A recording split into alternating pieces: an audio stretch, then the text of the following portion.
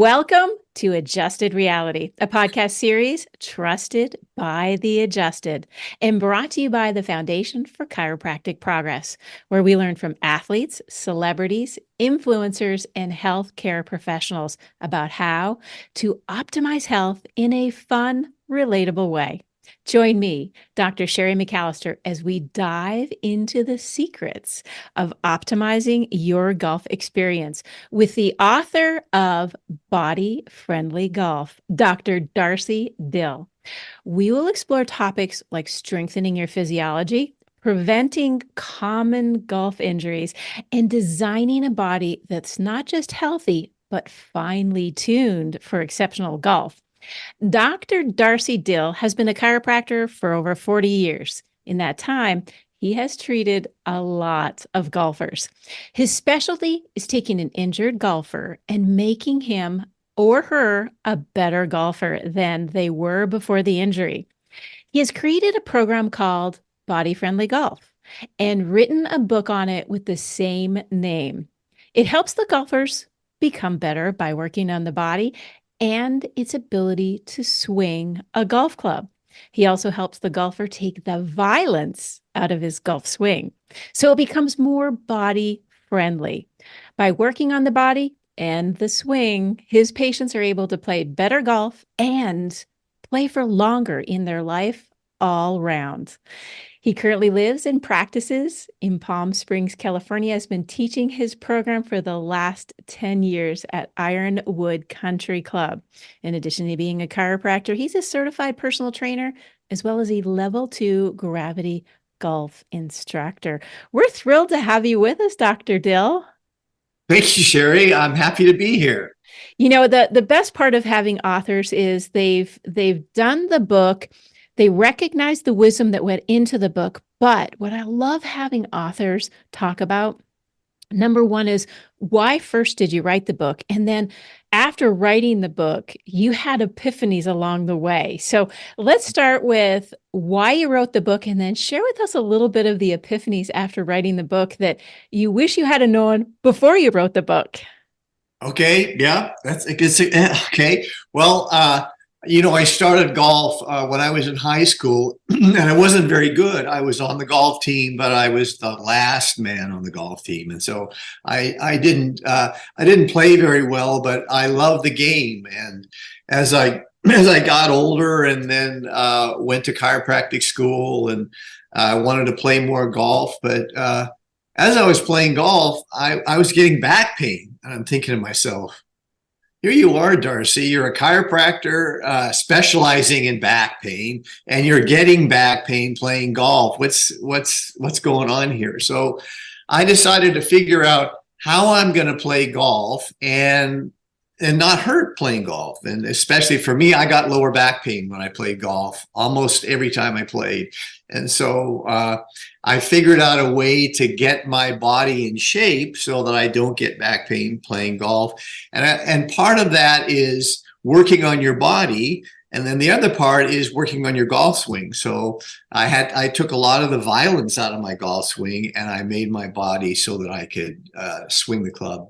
I love it. You know, a lot of times we end up doing things to figure out ourselves. And Right. oftentimes that's the impetus. But I will tell you, to the audience, this man wrote this book because he truly has a love for golf. And it's like he oozes the passion of golf in the book. So I'm grateful that you wrote the book, because I think a lot of people do have those moments where they want to play, but it also comes with that unfortunate outcome of pain that drives them. And if you're playing a sport and you watch someone like Tiger Woods out there and he has incredible back pain, that sport becomes less fun. So after you wrote the book, share an epiphany that came up to you. You wrote the book and then you thought to yourself, I didn't know that before I wrote the book. Well, the book took me, it probably took me about 3 years to write it. And I spent a lot of kind of time researching and doing what I felt like. I didn't know a lot about golf. I wasn't a golf pro. I'm still not a golf pro. But I wanted to figure out what are the mechanics, what does the body really do when it swings a golf club, and what really happens when you're swinging the club. And I was trying to look at it from a physiological, doctor point of view and looking at it. And so I learned a lot of things about the body that I didn't know in chiropractic school. And in chiropractic school, we learn how to pass the boards and get established in a practice. But the real things we learn to do, we have to kind of work on ourselves. And we go to seminars and we figure out how things work.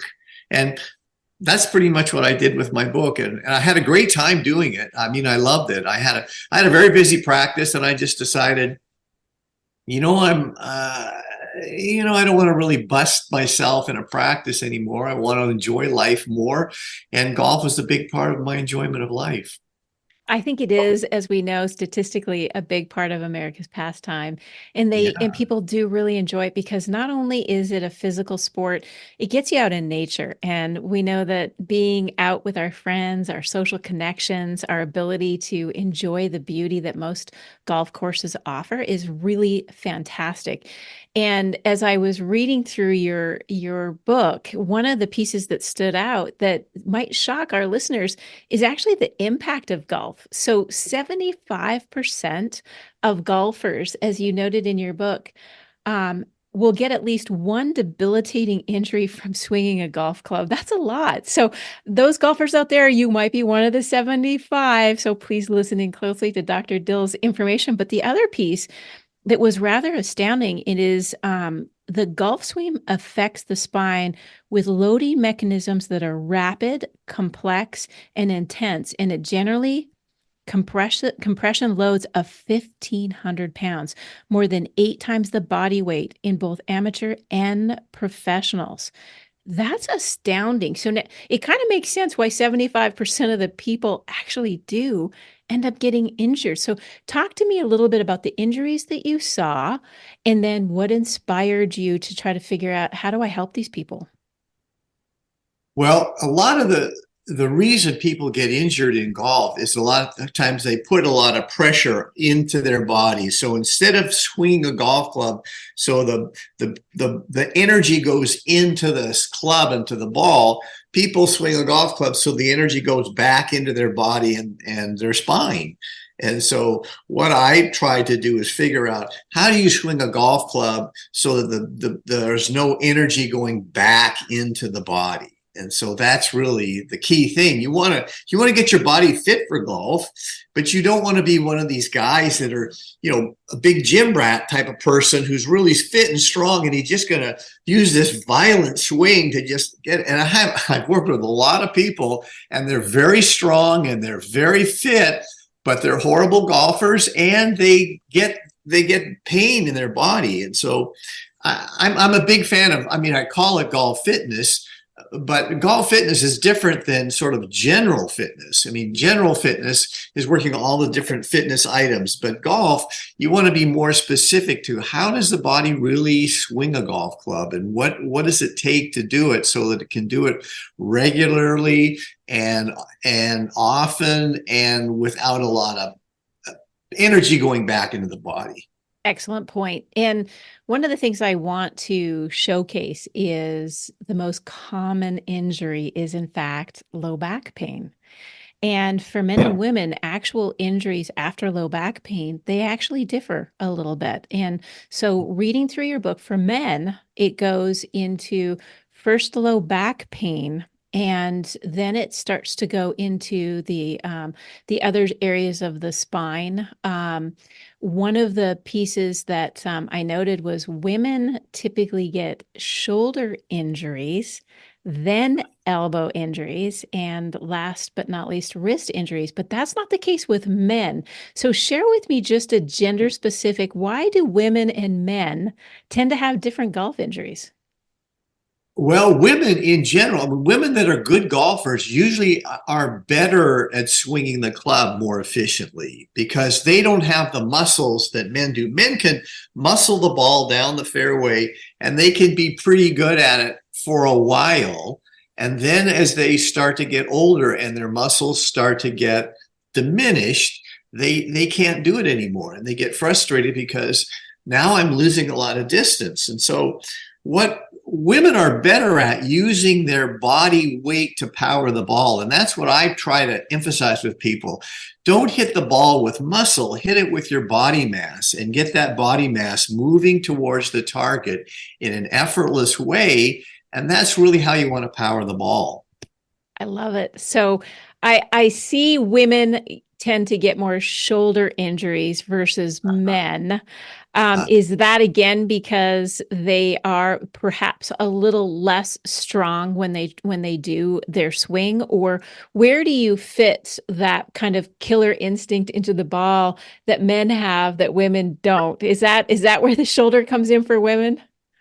Well, I don't know the difference between too much testosterone and a little less progesterone or more progesterone. I'm not sure how that works, but I like you say, lower back pain is the number one injury in golf, and shoulder problems are definitely part of it. What I'm trying to do is get people to use their body rotation to be the power for them to be power of the ball, and that that requires a certain amount of shoulder stability. So. Right. When I'm working with people, one of the things I always try to emphasize is get soft arms. Get it so your arms are kind of dropping, and then you start your swing from there. A lot of people, they power the ball in a lot of different ways, and one of them is they like to chop from the top.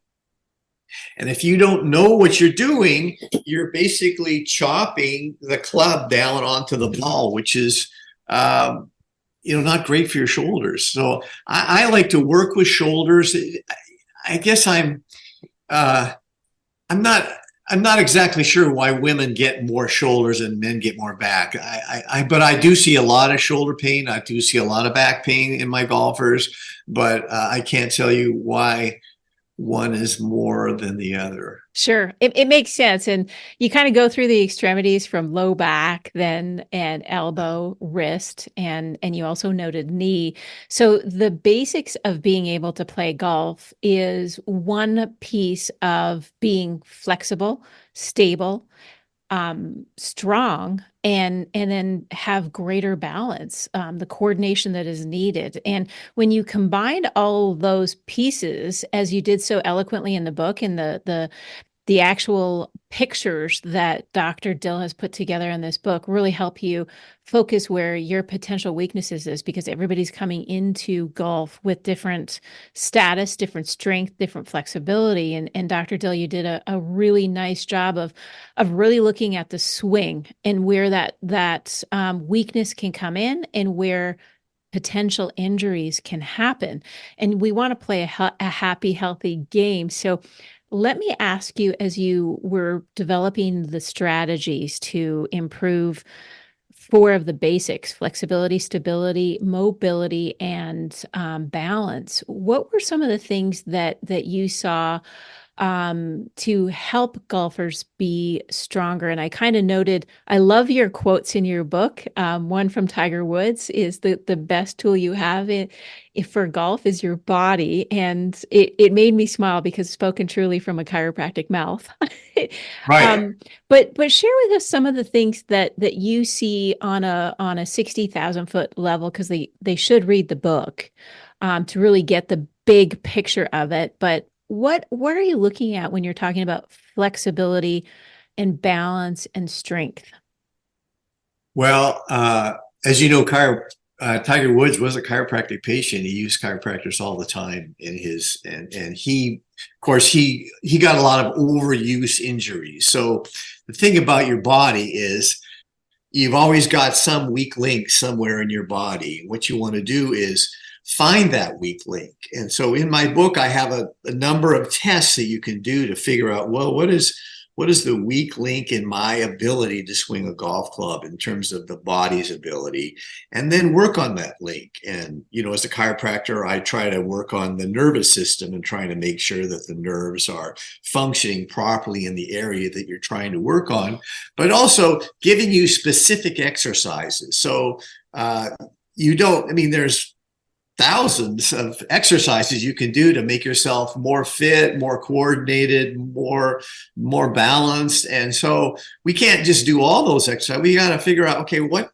and I like to give someone like a program so they can just do something for, say, 20 minutes, 2 or 3 times a week. And so they can focus on what is their weak area and then strengthen that weak area so that you're kind of more balanced, so that your weak area kind of matches your stronger areas. And so your body kind of works in a more functional unit.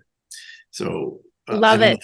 Answered your question. Sure. No, that's very helpful because I think oftentimes we just want to focus on the swing. Like if I can swing better, I can golf better. But that's Right. not actually the case.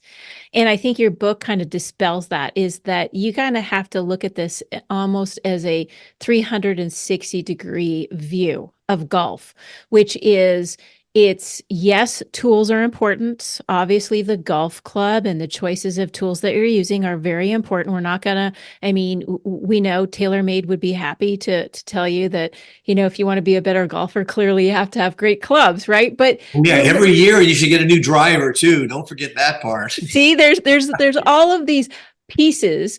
Equipment is great. But what we really want to focus today on is helping that golfer really recognize where the weakness is and how it impacts their golf swing.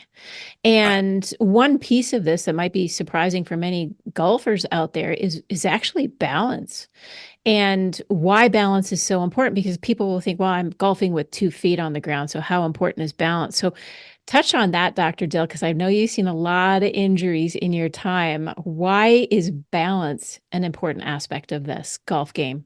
Well, balance is very important, because if you don't implement balance in your golf swing, you're going to be, like you said, 2 feet on the ground, chopping at the ball. That's how people, when you watch a child, you give them a golf club, you put a ball on the ground, say, okay, hit that ball. The child will just chop at the ball, but in a good golf swing, it's a sling. Your arms are soft, your body's turning, and you're rotating through the ball. That's how you want to hit the ball. You don't want to hit the ball with a chop. You also don't want to hit the ball with a sway or a slide. You don't want to squat thrust. There's a lot of different ways to power a ball. And so I've kind of figured out that the way that I think is easiest on the body is if you maximize your ability to rotate through the ball. And if you can rotate through the ball with a gentle turn, there's almost no stress on the body. I like how you're talking about rotation, because for people that are fully aware of their biomechanics, they can feel through each area of the swing what part of the spine is involved. And for those of you that never really thought about it, there are 3 parts to your spine. If you take away the neck, which I'd like you to touch on, but there's the thoracic, which is the middle back. There is the lower back. Often forgotten is the hips. But the actual components of how the neck, mid back, low back, and hips all kind of functionally work together. Each piece has a very specific and important part to being able to have that very smooth, back-friendly swing.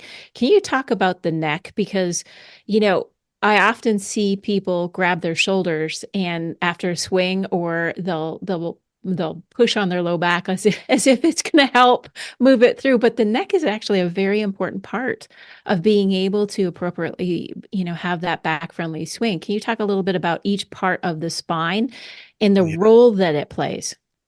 Okay. We could spend a couple of hours on that question, but just to give you the Reader's Digest version, you want to be able to turn you want your hips to be more mobile. So you want to be able to turn with your hips. You want your lower back to be more stable. So you're not using a lot of the turn. You don't want a lot of the turn to come from your lower back. You want it to come from your hips and your upper thoracic spine if possible. And so I try to work on, when you're warming up, and of course, a warm-up is a very specific thing you can do. You want to warm up those segments that you want to be using during your round of golf. So You want more mobility in the upper thoracic spine. Just in general, for the chiropractic postural version, your upper thoracic spine has a tendency to hump over. We get like the dowager's hump syndrome. And you want to get more flexibility, not only for your posture, but also your ability to turn through the ball. So more stability in the lower back, more flexibility in the hips, more flexibility in the upper thoracic spine. And you want to have the ability to rotate your head, because you want to be able to, as you're not rotating your head in the golf swing, but your head is a pretty stable element helping you to maintain your posture. So your spine, your cervical spine, works as you rotate your thoracic spine through like that. So, yeah. And then, of course, because this is a chiropractic podcast, that all the muscle, all the nerves that go, they innervate the shoulders, arms, and hands and torso, all that come out of the cervical spine. So it's a pretty important thing. And I think we sometimes underestimate how much impact happens through the rotation of the swing.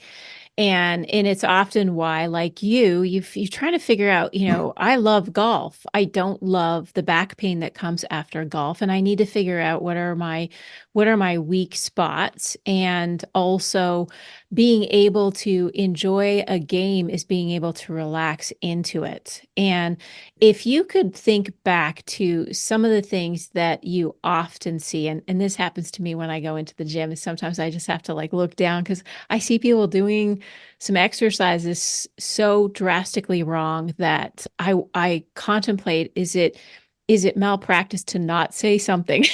So let me ask you this. So you've been doing this for a while. It's probably difficult not to want to tap people at the golf course and tell them, you'd have a back friendly swing if you did X, Y, or Z. Share a few stories with us about you being on the course, some of the things you've seen, some of the miracles that you've seen probably as well. Well, I go to the driving range fairly often, because one of the things I like to teach people to do is to practice your golf swing and do it with certain kinds of drills that force you to swing the club in a certain way. So I'm not a big fan of going to the driving range, hitting 100 balls, just using your normal swing. I'm trying to get people to use certain kinds of drills. And so I use a lot of drills developed by David Lee of Gravity Golf, and they're helping people so that they use less arms in their swing. They use more of a turn in their swing, and they swing a little bit easier through the ball. But I see a lot of violent people on the golf course, and it kind of, when you go to the gym, you don't want to just go up to someone and say, hey, you're not doing that exercise right. It's even worse on the driving range. I'm sure it is. You want to tell people. I mean, you just kind of, you cringe and you look at them. And if they ask you for help, of course, I'm always happy to help them. But the last thing I want to do is tell people how to swing a golf club, because there's so many theories and people think they know what they're doing.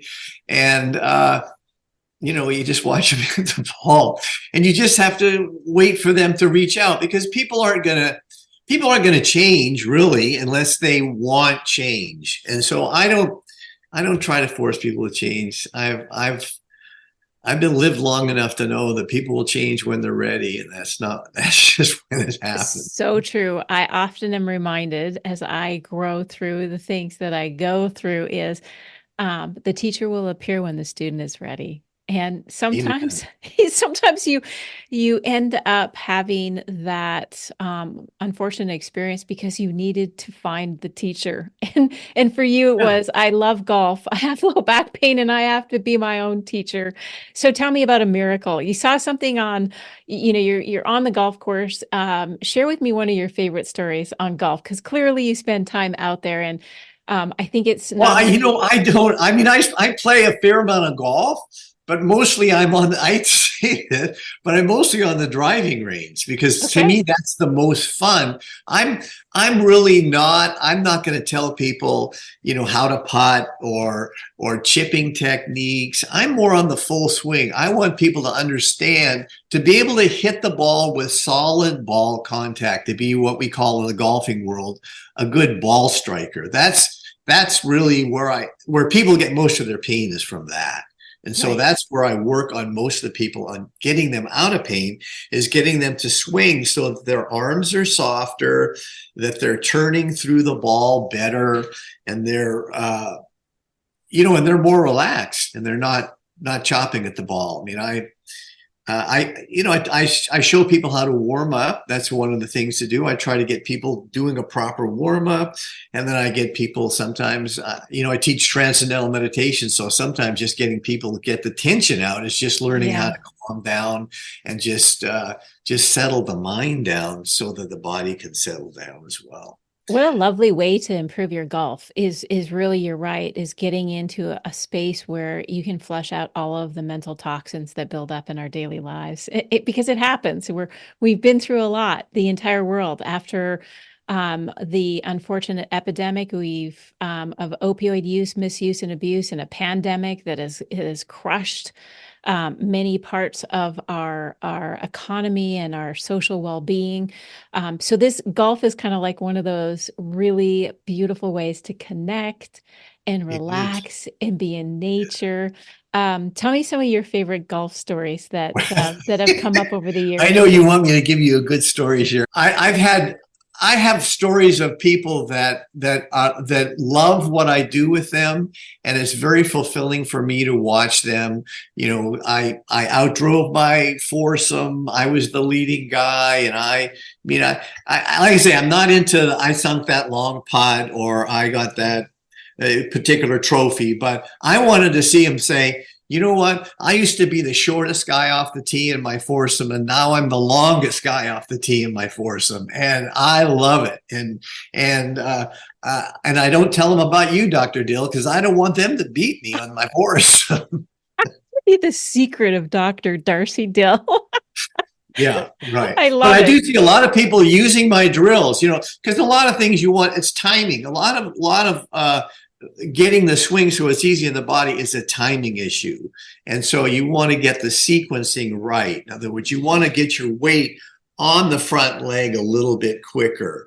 You want to be able to let your arms drop and then turn through the ball in a gentle way. And as you get kind of tense mentally, those things that I gotta kill the ball starts to work in there, and so getting that kill concept out of people is one of the most satisfying things for me, whether it's in meditation or whether an easy golf swing, so that they're not just because people are so driven, especially, I would say golfers especially are a little more driven than the average person, and trying to get them to calm down and relax a little bit can be a challenge sometimes. I think you're onto something. No pun intended with the drive that they come with.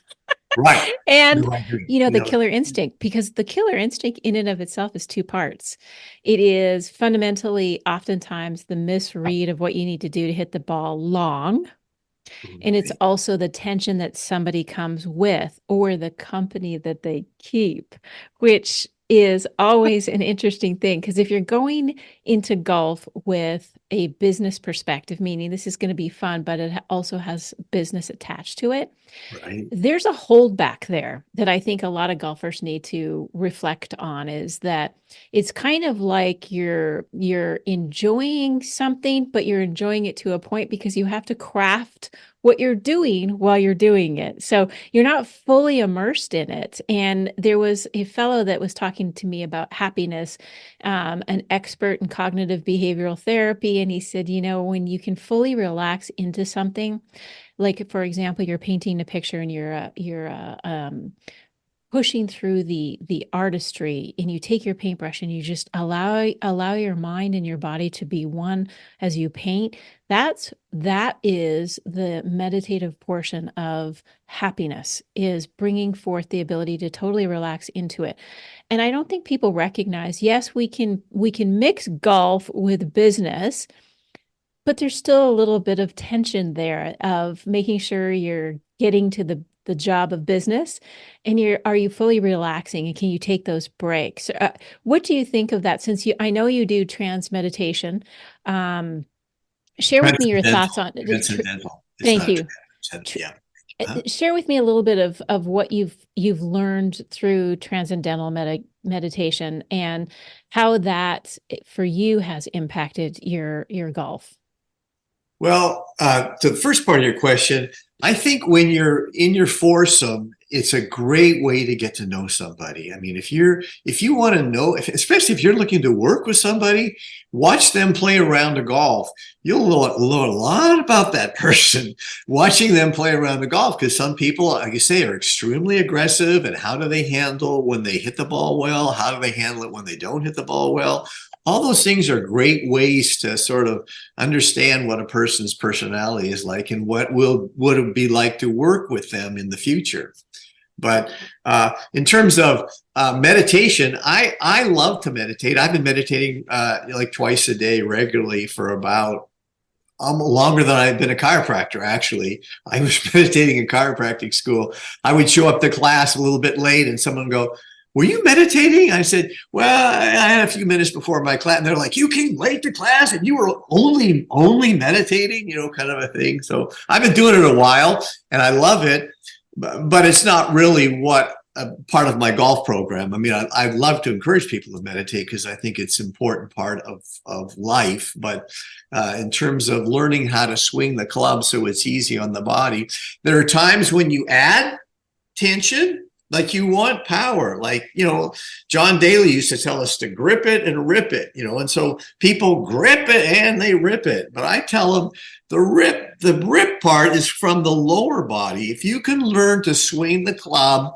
like a pitcher throws a ball, he starts with the ground, it goes up his legs, the energy goes up his legs into his hip, into his torso, his arms, and then he throws the ball. If you can make that slow slinging motion into your golf swing, it'll take a huge amount of the tension out of your game, and you'll look better because you won't be so frustrated. I 100% agree with you. Is a lot of times if you can mentally see the picture of what you want to perform, the Right. body starts to become more of that mental picture. And watching it in slow motion in your mind really does pick up some of the finer details that perhaps you weren't thinking about as you were at the driving range, as an example. Because you're right, being at the driving range, that is the back friendly opportunity to learn the drills, strengthen your weaknesses, and create better balance, stability, mobility in your golf game. And Yep, it gives you that's time true. to just relax into it, because you're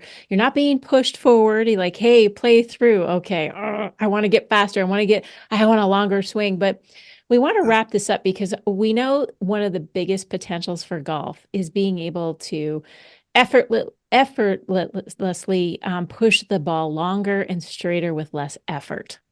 Right. That's what I hear. Every golfer's desire is, can I Sure. hit the ball longer and straighter with less effort? And the answer for Darcy Dill is yes, because I've read his book. And the book again is quite fabulous because you're going to learn a lot of different exercises, strengthening, and stretches by Dr. Darcy Dill. But tell our audience, kind of tease it up for them, or should I say, tee it up for them, on what are some 3 tips that they can walk away with after listening to today's podcast that will help them hit the ball longer and straighter with less effort. You want to get your weight on the front leg a little bit sooner. So if I was going to the average person saying, what would you do to my swing to make me a little bit more efficient in the way I would swing the club? I would say, try to get less tension in your arms. So I would give them different kinds of exercises so that they can get less tension in their arms, so that there's a momentum that gets started in the downswing. You're not pulling the arms down with your muscles. You're letting the arms fall, and then you're taking that momentum, and then you add the power. You want to add the power after the momentum has started. It's the analogy I like to use in the book is you're pushing a baby in a swing, and the swing comes up, and then the swing comes down, and then you add the power to push. If the swing comes up or starting to come up, and then you're adding the power, or you add the power before the swing is completely finished coming up, then you're going to put a lot of tension back into your body. And putting that tension in your body is really not going to be good for you as you get older. Gotcha. So relax the arms, number one. Relax the arms. That's one thing, and be able to turn through the ball. I guess yeah. If I'm going to put it down in the Reader's Digest version, I say relax the arms, have a softer, so your arms will kind of drop in the downswing, and be able to turn through the ball. So you're slinging the effortless arms through the ball, and you're not trying to hit the ball. You don't want to strike at the ball. You want to sling through the ball. Love it. Love it. This was very rewarding to come together, not only because you're looking at helping people enjoy their lives more fully, but also prevent the things that stop us. Because once we can't play the thing that we love to do, and many of you live for that golf game, is having the preventative opportunity to maximize your swing, engage in a fun course of communication with the people that you go out with, but also going to the driving range. Very few people, thank you, Dr. Dill, for bringing it up, but just going to the driving range and having your own peace of mind and going through the drills, working on your own opportunity for growth is so incredibly important. So I want to thank you very much, Dr. Dill. Again, the book is called Body Friendly Golf, and it's certainly something that I think if you love golf, like clearly Dr. Dill does, you'll want to pick this up because you'll figure it out on what you need to do, how you need to focus your time, your talents on building a better golf game. So thank you so much for joining us today, Dr. Dill. Thank you, Sherry. I enjoyed it too. I want to thank you for tuning in to Adjusted Reality as we spoke to Dr. Darcy Dill about maximizing your performance and minimizing the risk of injury on the course. He gave you some tips, especially about making sure your arms are relaxed on that downswing. Then you want to make sure you're transferring your weight onto that front leg quicker.